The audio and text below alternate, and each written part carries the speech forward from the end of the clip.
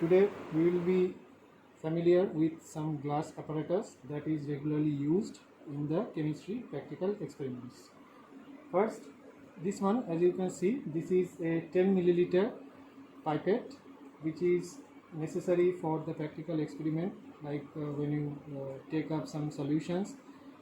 Definitely you cannot take up directly by any other means, so this is a very important glass apparatus for this purpose. Second comes this one, as you can see over here.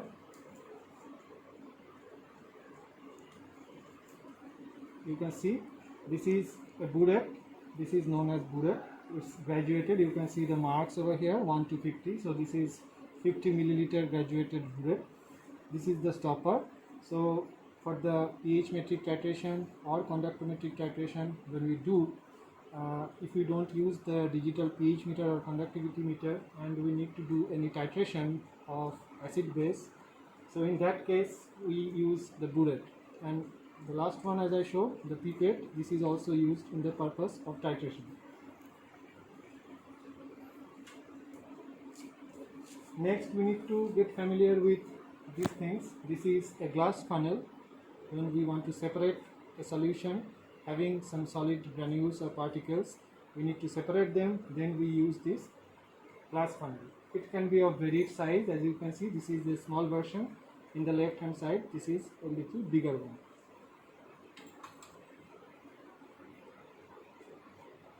Next comes a volumetric flask. This one is a smaller size of volumetric flask. You can see the graduation over here mentioning the volume or the makeup, the volume we want to make it up is marked over here. This can be of several sizes. This is 100 milliliter volumetric flask. You see, this is Borosil 100 milliliter volumetric flask.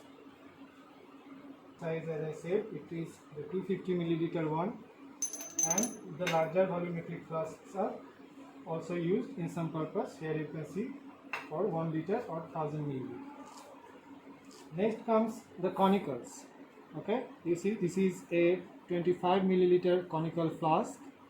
So by the name of the inventor, this is sometimes called as the Erlenmeyer flask as well, and most commonly known as the conical flask. It can be of different size, and we use them to collect the solvents or during the titration of the acid base titration or any other purposes it can be used. This can be of different size as well. This one was the 25 milliliter one. It can be 50 milliliter one, 100 milliliter, 250 milliliter.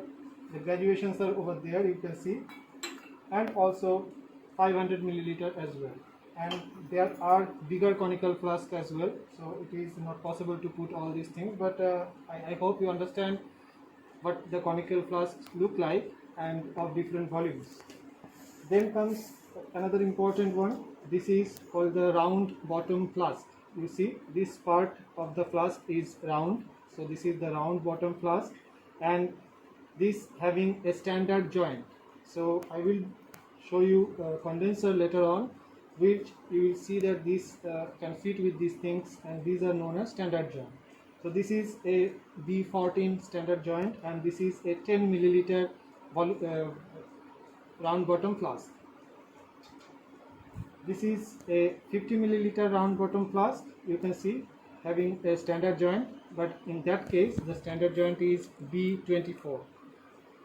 I have here some other round bottom flask as well with the volume of 100 milliliter and having the joint of B14 standard joint. There is other two I have kept here. In my left hand side, you can see this is a 500 ml round bottom flask. In the right hand side here, now this one you can see I hold here, this is a 250 milliliter round bottom flask. So when we set up any reaction or when we need to evaporate solvents in water bath or rotary evaporator, the round bottom flasks are of very important use, especially to set up reactions, chemical reactions. Now it can be of different necks, like in the previous ones all these have a single neck, But here you can see this is a round bottom flask having 3 neck. The middle one with a standard joint of B24 and the 2 side joints are B19. Now this can be manufactured or purchased according to the requirement. It can be of different standard joints and different volumes as well. This one is a 250 milliliter 3 neck round bottom flask. Then comes the measuring cylinder. So these are graduated measuring cylinder. You can see this is of particular volume of 10 milliliter. So these are made up of Borosil glass, as you can see. So this can be of different glasses as well, depending on your requirement. And these are required when we measure some solvent of particular volume. And these can be as well of different volumes depending on the need. Here you can see this is a 25 milliliter measuring cylinder. This is a 50 milliliter measuring cylinder. Then there are 100 milliliter measuring cylinder, and all are graduated. This is a little bigger one with the glass, and this is 500 milliliter measuring cylinder. Okay, so these are used to measure the liquids or the solvents. Then comes the beakers. Here you see this is a 50 milliliter beaker. There are 100 milliliter beakers as well. It can be of 250, 500, and it can be of 1 liter.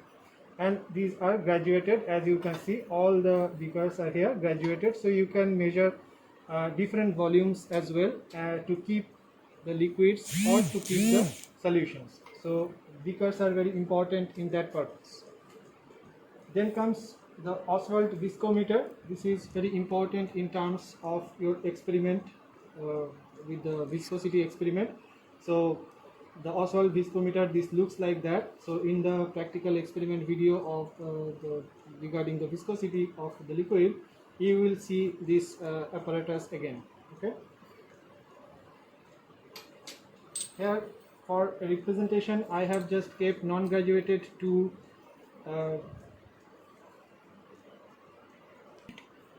so this is a representation of non-graduated test tubes. It can be of different size as well, and test tubes can be used for chemical experiments in many purposes. So whenever you need to take the liquids or the solvents in a particular volume, you need to do the column chromatography to collect the fractions, you can use the test tubes. This is the non-graduated one. It can be of graduated as well, of different volumes. These two are known as the watch glass. So if you need to make some evaporation of solvent which contains some of the solid compounds, and you can afford the evaporation in open air, you can keep them here and allow the solvent to evaporate at the room temperature. So watch glasses, or you can collect the solid substances over here as well. These can be of different sizes as well. This is a bulb dropper. You can see here a bulb and with the dropper tip, and these are used to extract or take up solvents or liquids from a container of that particular liquid and to add it somewhere else. So with by the means of tip, you can take that, and the bulb helps that whenever you want to take the volume, it gives you space or time that if you have pressed a little hard to take more amount of liquid to take it up, then the bulb helps you to prevent from there to close it inside the rubber tip. This is the Liebig condenser. Many cases you will need to see that when you make an experiment, because inside that one you see the glass tube which is a straight tube, and here usually this is used as the inlet, this is the outlet, and these two part here in the top and the bottom, these are standard joints, and here these are made up of B24 standard joint in the bottom here, in the top here as well. Okay, so actually if I can take a round bottom flask, here you can see this is a 100 ml round bottom flask, so it fits with the B24 joint here, it fits accurately with this condenser. Okay, So you can set up reaction like this way. The condenser, when you want to reflux any solvent or a reaction mixture, you can use the condenser with the round bottom flask in this fashion. These condensers can be of different, made up of different purposes. Here this is an Allen condenser. Now here in the difference you can see here, inside the coil it's a ball bond, okay, not the straight line. So when you are boiling or when you are heating a reaction mixture which occurs usually of low boiling solvents, so it gives the solvent to condense and come down into the reaction vessel again. So these are used for that purpose. Again, the inlet and outlet and the standard joint at the bottom and the upside.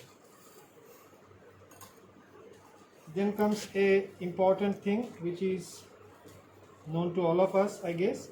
This is a thermometer. You can see over here, now currently shows the temperature of today, and around 360 degree up to that you can measure with this thermometer. And for measuring the temperature of any reaction you can use this thermometer, okay. This is a graduated dropping funnel with a side arm.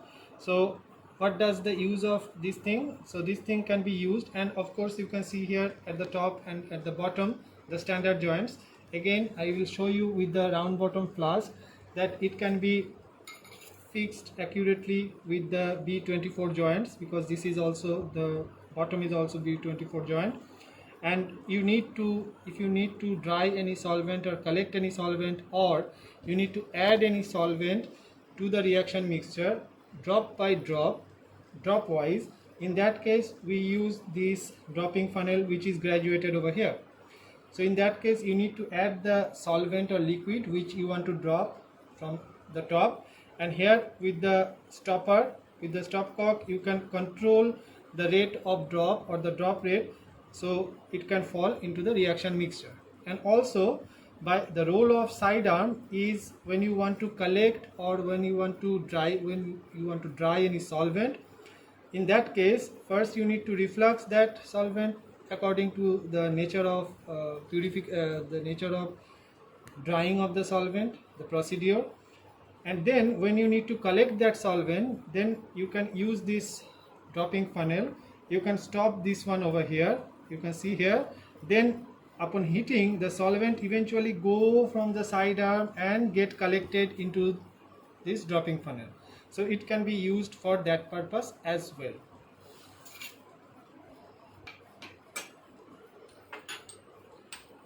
This is known as a separating funnel. Okay, you can see here a stopper, and you can see here a stopper over here. This is a stopcock over here for that. And to separate organic solvents or aqueous layer with organic layer, this separating funnel is used when your reaction is over. So extraction of the reaction mixture and to separate the organic and inorganic layers in the reaction mixture, this separating funnel is used for that particular purpose. You have to take the reaction mixture and you have to choose the solvent of extraction, and then you have to shake it, allow it to settle. You have to collect the aqueous or organic mixture according to your need, and then you can separate them. After that, you need to have a purification techniques when you set up a reaction. So this is a column with a bulb in the top and a stopcock over here at the bottom.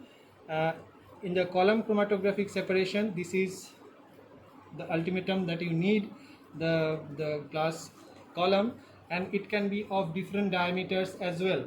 So this is a very thin column. As you can see, I have kept here a little bigger column having more diameter, so this can help in the purification of reaction mixture having a little larger volume.